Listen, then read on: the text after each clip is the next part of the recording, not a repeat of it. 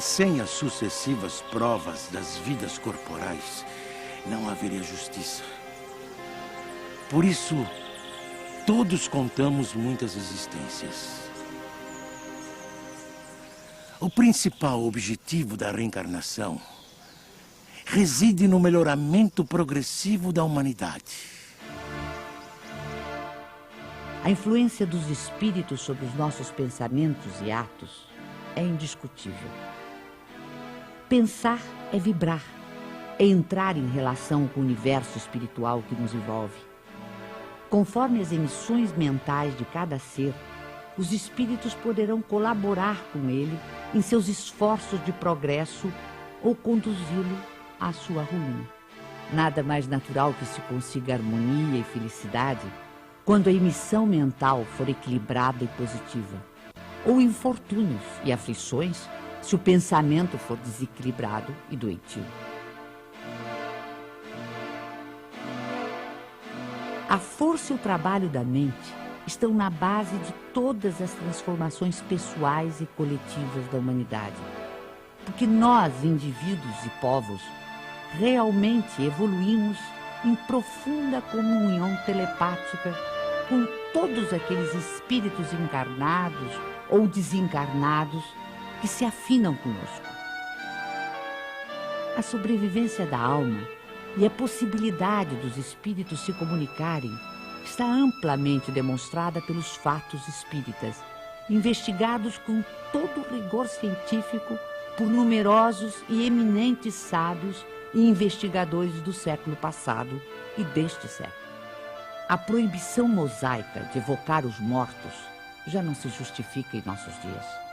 O intercâmbio espiritual ou mediúnico, praticado pelo espiritismo, se faz pelo predomínio da razão e da ciência e tem como principal finalidade a elevação espiritual e o aperfeiçoamento dos espíritos encarnados e desencarnados com base nos sentimentos de solidariedade e de fraternidade.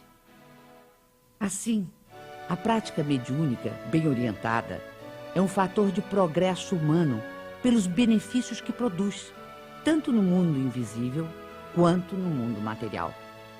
Repelir as comunicações dos espíritos é repudiar o meio mais poderoso de instruir-se pela iniciação nos conhecimentos da vida futura. Todo aquele que sente, num grau qualquer, a influência dos espíritos é, por esse fato, médium. Essa faculdade é inerente ao ser humano, não constitui, portanto, um privilégio exclusivo. Atraímos os espíritos que se afinam conosco, tanto quanto somos por eles atraídos. Quando desenvolvido, o dom mediúnico que gratuitamente recebemos de Deus deve ser utilizado gratuitamente. O médium de elevados princípios morais, que encontra na vivência evangélica a sua conduta de vida, cumpre o exercício da mediunidade com trabalho e paciência, e a ele se dedica exclusivamente por amor. Geralmente, os médiuns têm uma aptidão especial para diferentes fenômenos. Os tipos de mediunidade são tão variados quantas são as espécies de manifestações. A escrita manual é o mais simples e o mais completo meio de comunicação. É por este meio que os espíritos revelam melhor sua natureza e o grau do seu aperfeiçoamento ou de sua inferioridade.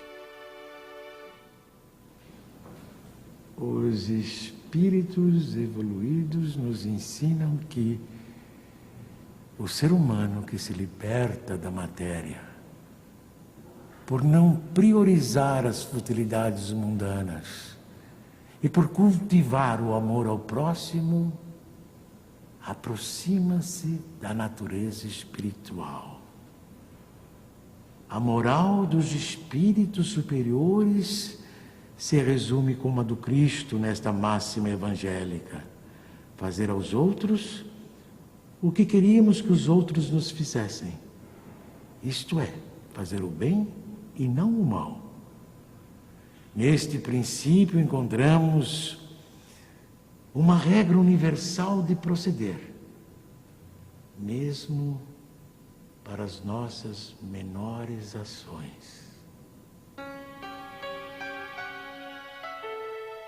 Cada um de nós deve tornar-se útil, segundo as faculdades e os meios que Deus nos colocou nas mãos para nos provar.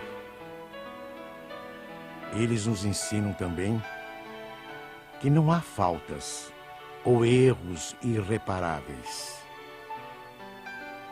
O ser humano encontra o meio necessário nas diferentes existências para avançar segundo o seu desejo e os seus esforços em direção à perfeição, que é o seu objetivo final.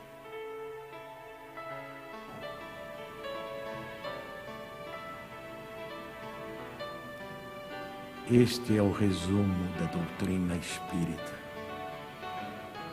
como ela aparece no ensinamento dos espíritos superiores. O espiritismo, que apenas acaba de nascer, ainda é muito pouco compreendido em sua essência por grande número de adeptos.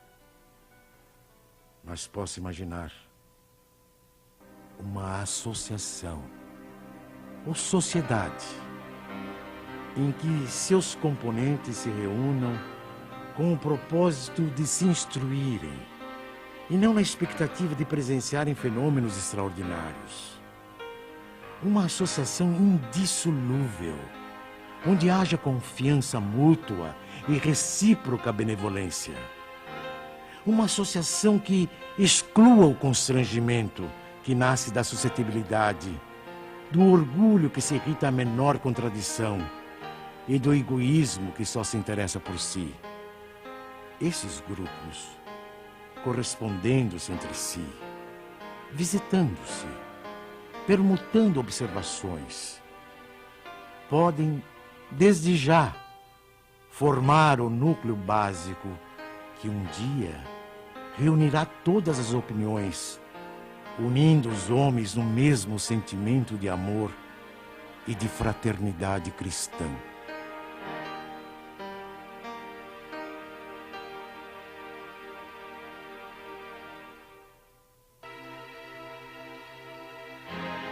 Assim, embora tenha previsto a possibilidade de as reuniões espíritas atraírem número bastante elevado de participantes, Kardec aconselha que estas reuniões se multipliquem, de preferência através da constituição de grupos menores.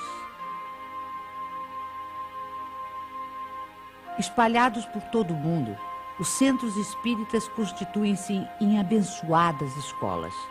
São centros de estudo, de fraternidade, de oração e de trabalho. Pelo volume de obras que realizam, tornaram-se também verdadeiras instituições sociais e assistenciais, que têm sempre presente o espírito do núcleo básico de que nos fala Kardec.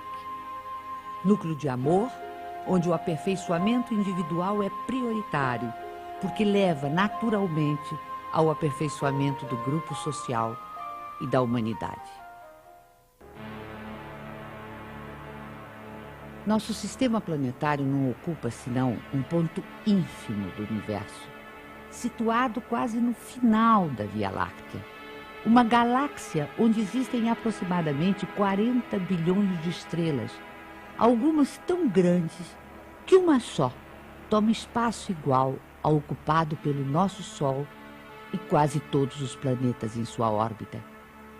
Uma das galáxias mais próximas, a nebulosa de Andrômeda, dista do nosso sistema solar cerca de 680 mil anos-luz.